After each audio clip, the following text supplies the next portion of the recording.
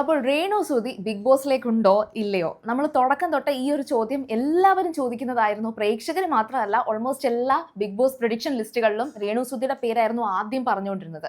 അപ്പോൾ നമ്മൾ എല്ലാവരും പറഞ്ഞിരുന്നു അമല ഷാജിയെ പോലെയാണ്, അതൊക്കെ ഈ ഹൈപ്പ് മാത്രമേ ഉള്ളൂ, വരില്ല എന്ന്. പക്ഷേ ഏറ്റവും ലേറ്റസ്റ്റ് ആയിട്ട് കിട്ടിയിട്ടുള്ള റിപ്പോർട്ട് പ്രകാരം ഇന്ന് ഈവനിങ്ങിന് രേണു സുധി ഫ്ലൈറ്റ് കയറും, ചെന്നൈയിലേക്ക് എത്തും എന്നൊക്കെയാണ്. സത്യമാണോ? നമുക്ക് നോക്കാം. അതുപോലെ തന്നെ രേണു സുധി ഒറ്റയ്ക്കാണോ പോകുന്നത്, ഒപ്പം ആരൊക്കെ ഉണ്ട് എന്നുള്ളൊരു ചോദ്യം കൂടിയുണ്ട്. കാരണം അതിനൊരു കാരണമുണ്ട്, അതും ഞാൻ പറയാം. ഇനി അതുമല്ലാതെ ബിഗ് ബോസിൽ എത്തിക്കഴിഞ്ഞാൽ രേണു സുധിയെ കാത്തിരിക്കുന്നത് നിസ്സാരക്കാരല്ല. കാരണം പ്രഡിക്ഷൻ ലിസ്റ്റിനൊന്നും വരാത്ത ഒരു വ്യക്തി അവിടെ ഇവിടെയായിട്ട് ഞാൻ കേട്ടിരുന്നു, പക്ഷേ എങ്കിലും കൺഫേം ചെയ്യാൻ പറ്റിയിരുന്നില്ല. അപ്പോൾ ഒരു നൊസ്റ്റാൾജിക് ക്യാരക്ടർ ഉണ്ട്. ഇപ്പോൾ സോഷ്യൽ മീഡിയയിൽ വൈറലായിരിക്കുന്ന ആ ഒരു വ്യക്തി നമ്മുടെ രേണു സുധി. അതിന് ഓപ്പോസിറ്റ് സോഷ്യൽ മീഡിയയിലെങ്ങും ഇല്ലാത്ത എന്നാൽ അങ്ങേയറ്റം വൈറലായിട്ടുള്ള ഒരാളുണ്ട്, ഒരു നൊസ്റ്റാൾജിക് ക്യാരക്ടർ. അപ്പോൾ ഇതൊക്കെ എക്സ്പ്ലെയിൻ ചെയ്യാം. അതിനു മുന്നേ നിങ്ങൾ ആദ്യമായിട്ടാണ് സീരിയൽ ഗ്രാൻഡ്മേ കാണുന്നതെങ്കിൽ ഉറപ്പായിട്ടും ചാനൽ ഒന്ന് സബ്സ്ക്രൈബ് ചെയ്യുക. ഒരു 6-7 മാസത്തിന്റെ ഇടയിലായിട്ടേ ഉള്ളൂ രേണു സുധിയെ കുറിച്ച് ഇത്രയധികം ഹേറ്റേഴ്സ് ആയിക്കോട്ടെ അല്ലെങ്കിൽ സപ്പോർട്ട് ചെയ്യുന്നതായിക്കോട്ടെ കുറേ അധികം കോണ്ടന്റുകൾ വരാൻ തുടങ്ങിയത്. കാരണം രേണു സുധി എന്ന് പറയുന്നത് ഓൾമോസ്റ്റ് എല്ലാ സോഷ്യൽ മീഡിയകളിലും അല്ലെങ്കിൽ ഓൺലൈൻ ചാനൽസുകൾക്കും ഒരു കോണ്ടന്റ് ആയിരുന്നു. അത് പോസിറ്റീവായിട്ട് പറയുന്നവരുണ്ടായിരുന്നു, നെഗറ്റീവായിട്ട് പറയുന്നവരുണ്ടായിരുന്നു. അപ്പോൾ ആ തരത്തിൽ മുന്നോട്ട് പൊയ്ക്കൊണ്ടിരുന്ന ഒരു സ്ഥിതിക്ക് അപ്പോഴാണ് നമ്മുടെ ബിഗ് ബോസ് അതിൻ്റെ ഇടയിലേക്ക് എൻട്രി ചെയ്തിരിക്കുന്നത്. ഇപ്പോൾ ബിഗ് ബോസ് വിളിച്ചാൽ എപ്പോൾ വേണമെങ്കിലും താൻ ബിഗ് ബോസിലേക്ക് പോകും എന്ന് രേണു സുധി പറഞ്ഞിട്ടുണ്ടായിരുന്നു. അപ്പോൾ ആ ഒരു സിറ്റുവേഷനിൽ പലപ്പോഴും ഒരുപാട് പേര് രേണു സുധിയോട് നേരിട്ട് ചോദിച്ചു ബിഗ് ബോസിലേക്ക് പോകുന്നുണ്ടോ എന്ന്.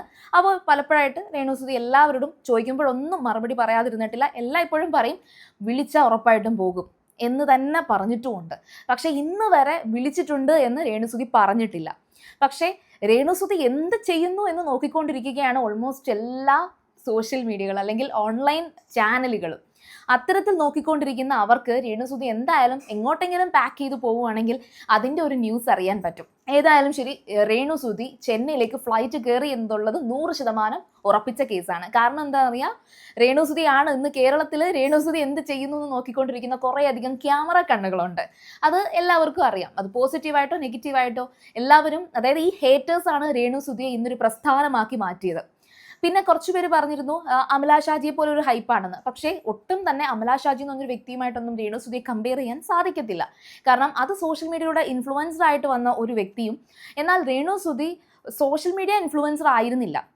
ഒരുപാട് പ്രശ്നങ്ങളുണ്ടായിരുന്നു, ഒരുപാട് ഗോസിപ്പ് ആയിക്കോട്ടെ അല്ലെങ്കിൽ കുറച്ചധികം പൊളിറ്റിക്കലി, അതായത് ആ ബിഷപ്പുമായിട്ടുള്ള പ്രശ്നങ്ങളും ഫിറോസ് എന്ന് പറയുന്ന വ്യക്തിയുമായിട്ടൊക്കെ റിലേറ്റ് ചെയ്തിട്ടുണ്ടാകുന്നത് പലതും പൊളിറ്റിക്കലി ഒക്കെ ഒരുപാട് പ്രശ്നങ്ങളായിട്ടുള്ളതാണ്. അത് സോഷ്യലി ഒരു സെൻസേഷണൽ ഇഷ്യൂ ആയിട്ടും പ്രശ്നങ്ങളായിട്ടും വന്ന ഒരു കേസാണ്.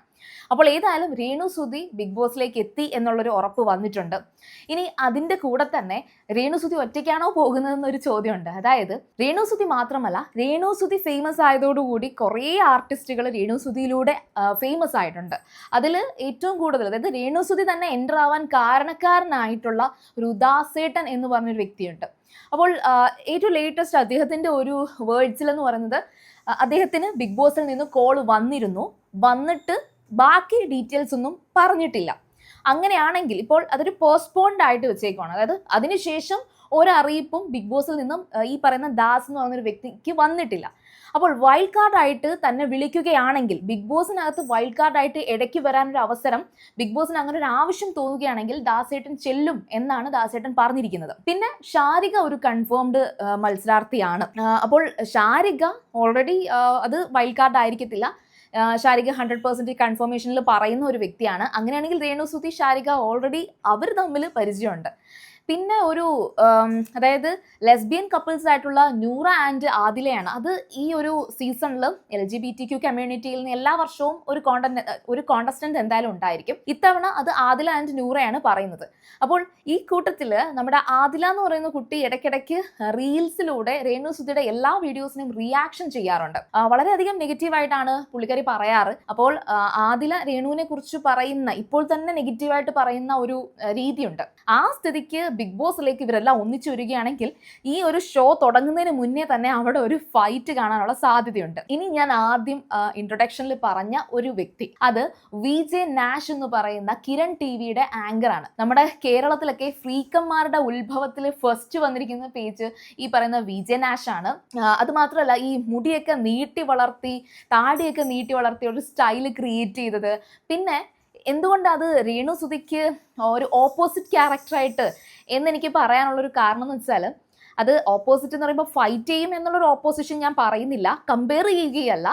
ഇന്ന് ഏറ്റവും കൂടുതലും സോഷ്യൽ മീഡിയയിൽ വൈറലായി നിൽക്കുന്ന രേണു സുധി ഒരു സൈഡിൽ, VJ നാഷ് എന്ന് പറയുന്ന ഒരു വ്യക്തി വർഷങ്ങൾക്ക് മുമ്പ് അങ്ങേയറ്റം ഒരു ടെലിവിഷനിലൂടെ വൈറലായ ഒരു വ്യക്തിയാണ്. എന്നാൽ ഇന്ന് സോഷ്യൽ മീഡിയയിൽ ഒട്ടും ഇല്ലാത്ത വ്യക്തിയാണ്. സോ നമുക്ക് ഈ സീസണിൽ സോഷ്യൽ മീഡിയയിൽ വൈറലായിട്ടുള്ളതും അതുപോലെ തന്നെ സോഷ്യൽ മീഡിയയിൽ ഒട്ടും ഇല്ലാത്തവരുമായിട്ടുള്ള ഒരു കമ്പാരിസൺ നമുക്ക് ഈ ഷോയിൽ ഒരു കോണ്ടന്റ് ആയിട്ട് നമുക്ക് കാണാൻ സാധിക്കും. ഫേസ്ബുക്കിന് മുന്നേ വന്നിട്ടുള്ള ഒരു സോഷ്യൽ മീഡിയ പ്ലാറ്റ്ഫോമാണ് ഓർക്കുട്ട് എന്ന് പറയുന്നത്. ആ ഓർക്കുട്ടില് ഇന്ന് നമ്മളിപ്പോൾ കാണുന്ന ഹേറ്റേഴ്സ് ഇല്ലേ, അതേ ഹേറ്റേഴ്സ്, അതിൽ ഒരുപാട് ഹേറ്റേഴ്സ് ഉണ്ടായിരുന്ന ഒരു അക്കൗണ്ട് ആയിരുന്നു ഈ പറയുന്ന VJ നാഷിന്. ഈ VJ നാഷിന് അന്ന് സൈബർ ബുള്ളിയിങ്ങും അത്തരത്തിലുള്ള നെഗറ്റീവ് കമന്റ്സുകളും ഒക്കെ വന്നിട്ടുള്ള ഒരു വ്യക്തിയാണ്.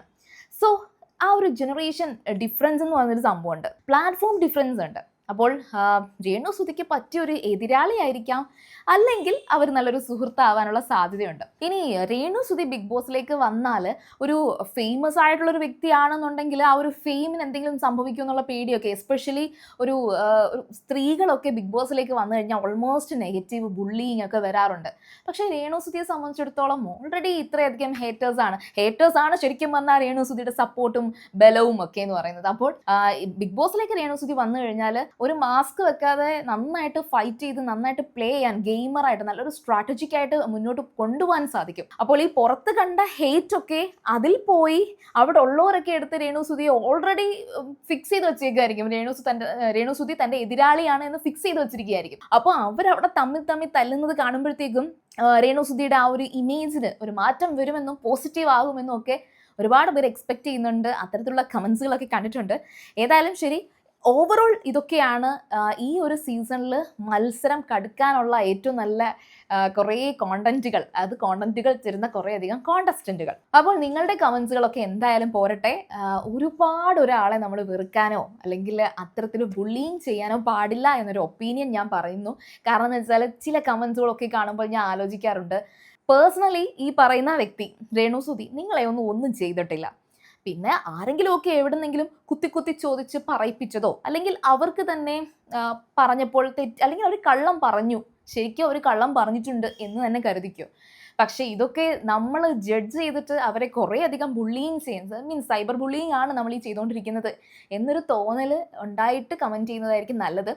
ഓക്കെ, ഏതായാലും ശരി, നിങ്ങളുടെ അഭിപ്രായങ്ങളൊക്കെ പറയുക.